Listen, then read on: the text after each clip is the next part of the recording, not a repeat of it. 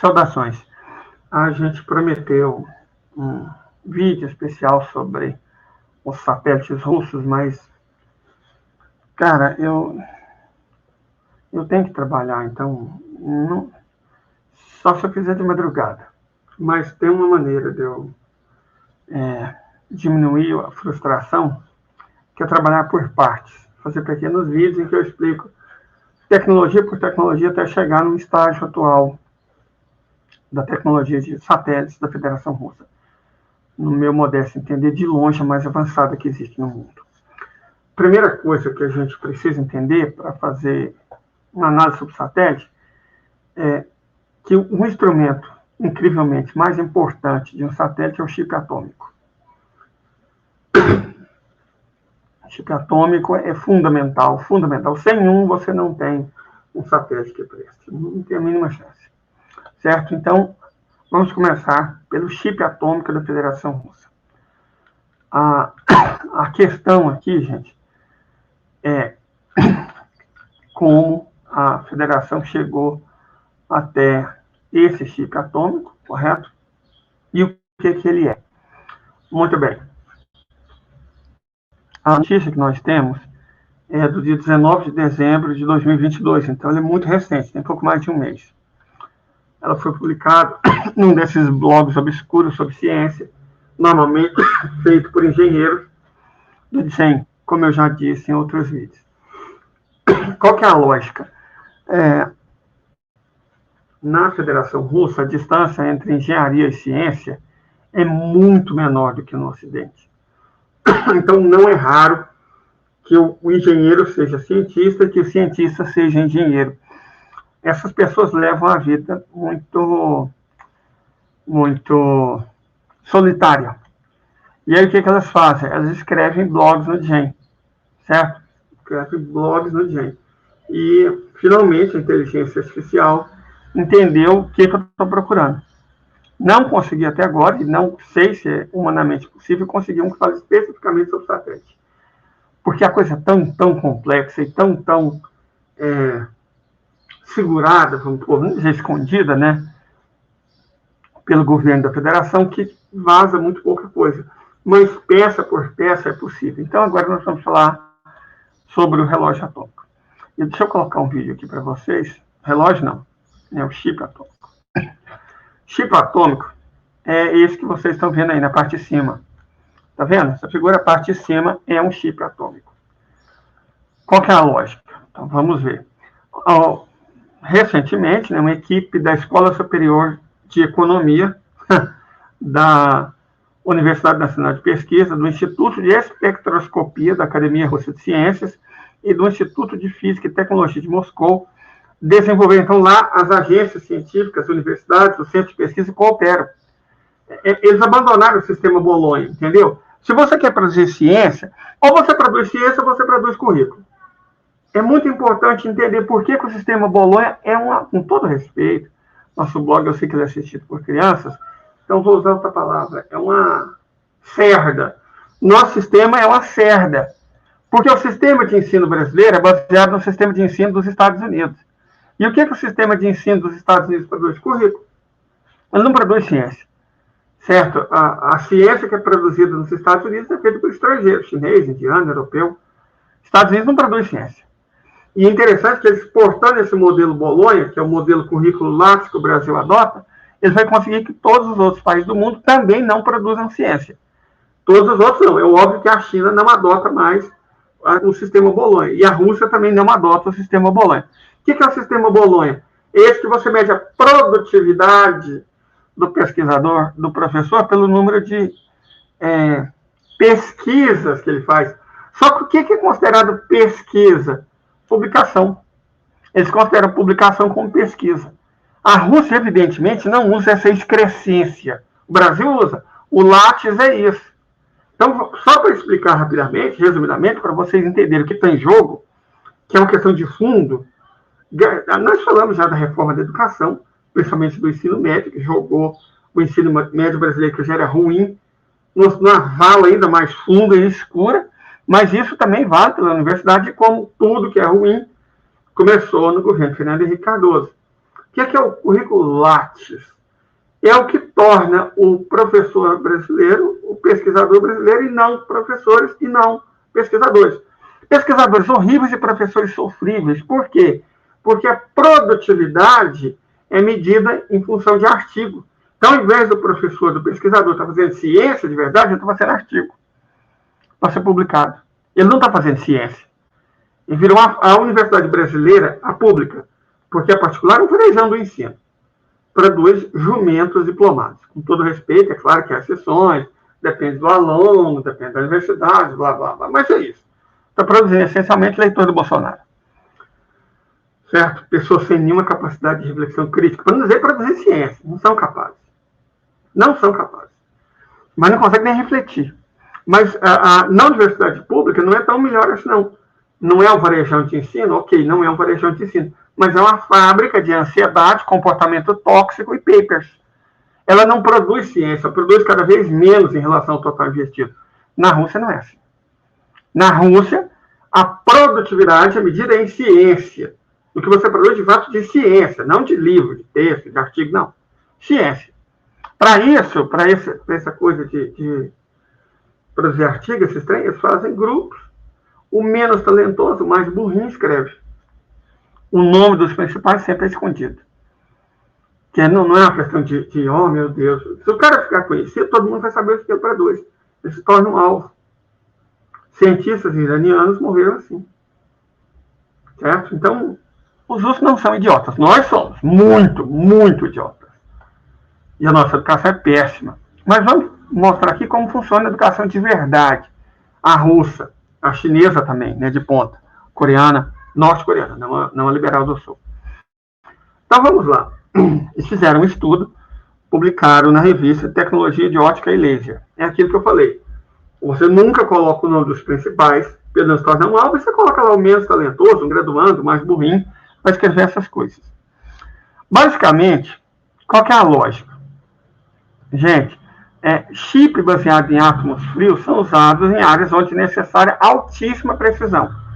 E os pesquisadores agora estão trabalhando para criar relógios atômicos para ser usados em espaçonaves e em satélites. Aí chegamos onde eu quero. Primeiro ponto de produção no satélite, incrivelmente, são esses relógios atômicos. Bom, qual que é a lógica?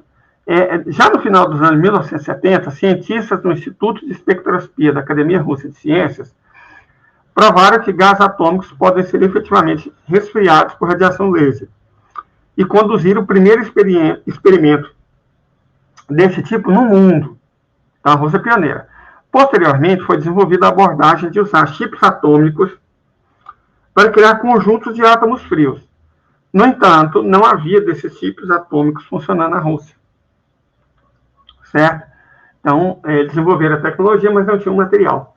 Uma equipe de pesquisa do Instituto de Espectroscopia da Academia Russa de Ciências, Escola Superior de Economia da Universidade Nacional de Pesquisa, no Instituto de Física e Tecnologia de Moscou, então, apresentaram a solução. Primeiro chip russo, 100% russo, baseado em átomos frios. A temperatura de um átomo, para vocês entenderem, está relacionada com a energia e movimento. Para reduzir a velocidade, você precisa tirar a energia do sistema do átomo. Aí você resfria ele. Isso é possível usando a configuração especial de campos de laser próximos ao chip. Em outros vídeos, a gente falou que a tecnologia de laser da Rússia é extraordinária. Veja, essa é mais uma aplicação de laser. Então, a gente está discutindo satélite, mas para discutir satélite, a gente tem que falar de chip. Né? Chip frio, computação. Mas para falar de computação, mais uma vez, a gente volta na tecnologia russa de ponta, laser. Então, o caminho para o Brasil, caso ele queira produzir ciência, né? Porque se ele quiser produzir cientista, tá fácil, só manter o sistema atual funcionando e colocar os pesquisadores e pesquisadoras para fazer currículo, publicar artigo, né? Ao invés de fazer ciência. Muito bem. Os átomos de rubídio, vamos voltar ao assunto, são resfriados até uma temperatura de 200 milikelvins, para que não escapem das armadilhas magnéticas criadas pelo chip atômico. Essa mocinha aí, ela é aluna de mestrado do primeiro ano da Faculdade de Física da Escola Superior de Economia, e ela está segurando um chip atômico. Então, veja bem, Ela chama Daria Bykova. Aí, ó, é uma faculdade de economia. O entendimento de economia da Rússia é muito diferente daquelas máquinas de fazer liberal imbecil para roubar dinheiro de cliente de banco. Assim como as nossas faculdades de agronomia, basicamente elas se resumem a formar vendedor de adubo e semente. Infelizmente é isso que se tornou, né? A nossa ciência. Enfim. O que é o chip? O que é esse chip aí que vocês estão vendo na foto de cima e que essa mocinha está segurando? É uma bolacha de silício no qual microfios são formados. Quando a corrente elétrica passa por fios ao redor do chip, são formados campos magnéticos que interagem entre si. E, devido a isso, ocorre um mínimo do campo magnético em um determinado ponto, um ponto cego. É energeticamente vantajoso para os átomos estarem nesses pontos cegos de mínima energia. Portanto, é dentro dessas armadilhas que os cientistas capturam esses átomos e depois trabalham com eles. Para evitar que os fios do chip explodam devido ao superaquecimento térmico ao passar por uma corrente elétrica, os cientistas usaram fios de prata e ouro, com vários micrômetros de espessura. Essas condições possibilitaram a passagem de uma corrente de maior força, que chegou a 10 amperes. Átomos frios são usados para aplicações em que é necessária alta precisão de medição, como o sistema de navegação por coordenada. O Ocidente é o GPS e o russo é o GLONASS. Agora a Rússia está desenvolvendo relógios atômicos, quer dizer, é uma fábrica. Para ser usada onde? Satélite. Satélite. Viu? É nisso que o assunto satélite entra. Como eu disse, eu não tenho... Para começar, eu só tenho mais 6 horas desse programa gratuito que me permite gravar. Não tem dia para comprar a versão paga e só vai reiniciar no dia 22 de fevereiro. Então, eu ia fazer uma entrevista exatamente com o engenheiro eletrônico, mas não posso mais, porque eu tenho que economizar cada segundo para artigos de tecnologia mais de ponta. De toda forma, o princípio da operação é simples, ele é baseado no fato de que o gerador de frequência deve manter constantemente a frequência de referência. E o valor dessa frequência está associado à transição atômica do rubídio sobre a influência da radiação de micro-ondas, conforme explica Anton Afanassiev. Se alguém quiser, eu deixo o currículo dele aqui embaixo para entrar em contato. Do Departamento de Óptica Quântica e Nanofotônica do Instituto de Espectroscopia da Academia Russa de Ciências, que está conectado à Escola Superior de Economia da Universidade Nacional de Pesquisa. De toda forma, espectros de excitação de átomos ajudam a entender como a radiação eletromagnética interage com eles. Preste atenção. Quanto mais baixa a temperatura dos átomos, mais estreitas são as linhas espectrais obtidas e mais precisamente elas podem ser medidas. É isso que eles querem, a mensuração. No nosso caso, mais preciso será o relógio. Então, quanto mais preciso será o relógio, quanto mais baixa for a temperatura desses átomos. Okay? Então, você tem que reduzir a temperatura desses átomos até próximo do Kelvin. Não dá para chegar no Kelvin. Esse aqui está a 200 milésimos de graus do zero Kelvin. Os chips atômicos são usados não apenas como fonte de átomos frios, mas também como um dispositivo independente complexo. Pesquisadores propõem medir campos gravitacionais usando os chips atômicos. O Anton Afanassiev, que nós falamos, disse o seguinte: estamos considerando projetos para colocar sistemas nucleares, tá vendo? Energia nuclear, que é a que produz laser. Então, a energia nuclear russa é a base da ciência do país. Veja, a energia nuclear produz o laser que produz o chip atômico, que produz o relógio atômico, que é usado em satélites com uma série de aplicações. Os satélites são usados como radares. Os radares orientam as armas russas. Certo? Simples assim. E os lasers também são a parte mais importante da fotolitografia, ou seja, produzem os semicondutores. Os semicondutores russos, que são extraordinários, mas ninguém sabe o quanto, dá para você ter ideia pelos supercomputadores, que eles produzem supercomputadores. O supercomputador russo é o mais avançado do mundo. Então, qual que é a fonte, a base de tudo isso? Laser. Só que não basta o laser. Laser é matemática de ponta. Certo? Porque fazer os lasers interagir átomo por átomo exige uma arquitetura, uma matemática, uma geometria. Então, essa geometria primeiro tem que ser pensada, depois ela aplicada. O que acontece? Os supercomputadores russos facilitam a obtenção dessa geometria. Então, a geometria produz lasers, que produzem chips, que produzem supercomputadores. Esses supercomputadores são usados pelos cientistas para melhorar a geometria, que produz lasers. Entenderam a lógica? É assim que a ciência russa avança mais do que qualquer outra. Ela não fica perdendo tempo com a porcaria de artigo para fazer vaidade. Certo? A concentração, o foco é a ciência de ponta. A federação precisa da ciência. O Estado precisa da ciência. A sociedade precisa da ciência. A sociedade não precisa de artigo científico. Por isso, a maneira como eles medem a produção, a produtividade do cientista na federação é outra, muito parecida com o que eles medem na China.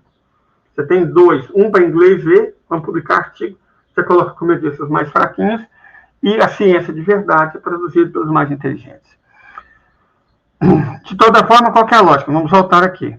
Para quê? O que eles vão fazer com esses sistemas nucleares em chips? Né? Para você colocar em satélite, que é o que nós estamos falando. Os átomos vão ser usados para detectar a passagem de onda gravitacional através de um sistema de satélites espaçados. Com base no padrão de interferência, será possível estudar não apenas as ondas gravitacionais, mas também a interação com energia escura. A comunidade internacional planeja implementar esse projeto em meados da década de 2030.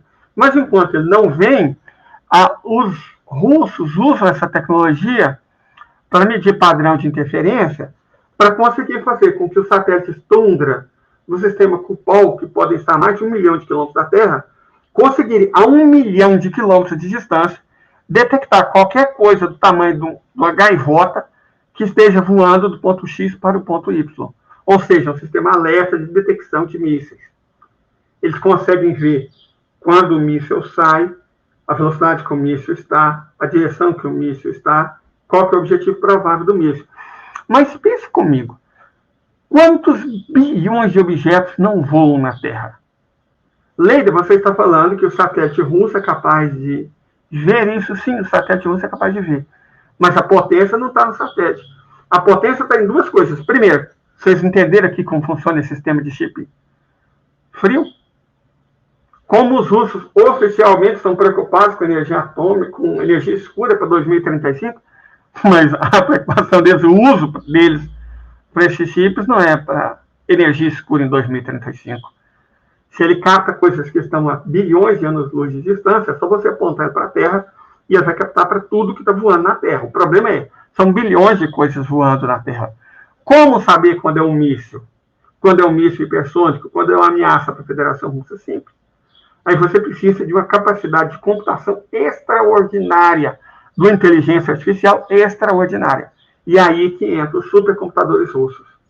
O satélite consegue captar o dado, ele manda a informação para a Terra e ele mesmo, esses satélites russos, o sistema Tundra, ele já tem um computador imenso, poderosíssimo dentro dele. Não é imenso no sentido de grande de tamanho, na capacidade de processamento. Entendeu? É quase um mini supercomputador dentro de cada satélite. Por quê? Para em caso de necessidade, ele ser capaz de operar de maneira independente da Terra. O que é operar de maneira independente da Terra? Se a Rússia for vítima de um ataque nuclear devastador e o país deixar de mandar sinal, o satélite coloca todas as armas nucleares russas em funcionamento automaticamente, digita os alvos e o próprio satélite, por inteligência artificial, lança todas as bombas atômicas e destrói o planeta. Então, basicamente, a situação do mundo é assim. Se a Rússia for destruída, o satélite Tundra do sistema Kupol vai destruir a Terra minutos depois disso. Então, só vai existir a Terra enquanto existir a Rússia. Simples assim.